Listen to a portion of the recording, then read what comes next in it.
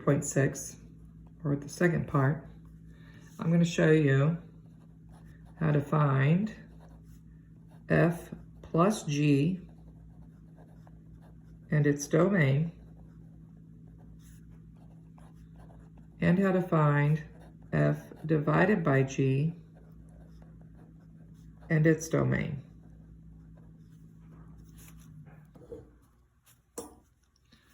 So let's say I give you f of x is x squared plus 3, and g of x is just x. So part A just wants you to add those two together. So you're going to take x squared plus 3 plus x. And really the only thing you can do with that is put it in standard form and simplify it. So that's the simplified form of f plus g. Now let's talk about its domain. Remember, that's all the possible values of x. The domain is all real numbers unless you have the square root of x, don't see it there, or division of x. Do you have division of x? Nope, don't see it there. Domain is all real numbers. Whoop, whoop. All right, and then for part 2, f divided by g, you're going to have to take x squared plus 3 divided by x.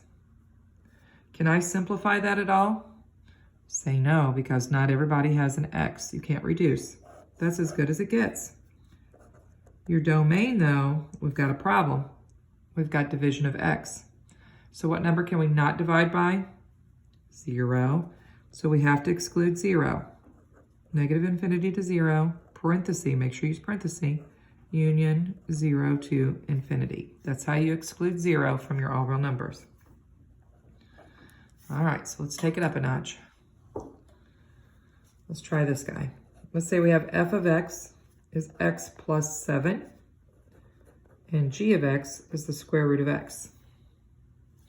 So to find f plus g, it's going to be x plus 7 plus the square root of x. And there's no like terms to combine there. Now let's talk domain. Do you have square root of x? Yeah.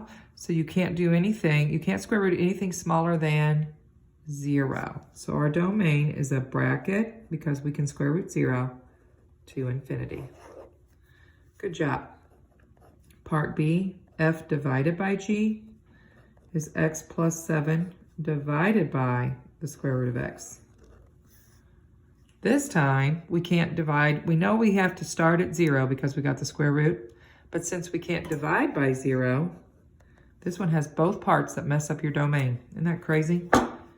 So it's going to be a parenthesis around 0 to infinity because you can't put 0 in there.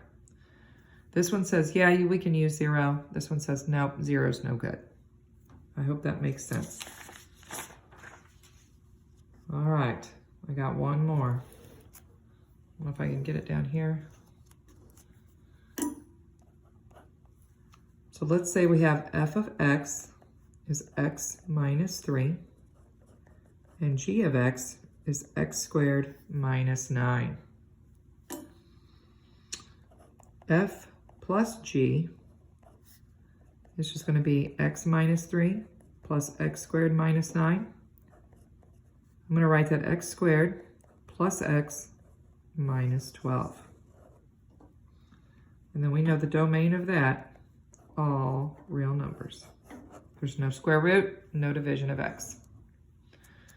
Now for part B, f divided by g is going to be x minus 3 over x squared minus 9.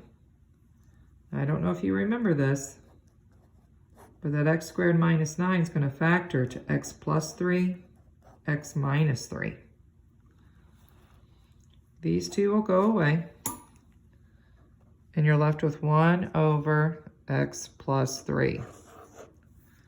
The thing is, though, in our domain, x can't be positive 3 or negative 3 because of what's on the bottom in the beginning. So for the domain, we're going to go negative infinity to negative 3. union, negative 3 to 3, union, 3 to infinity. And that's how you combine functions.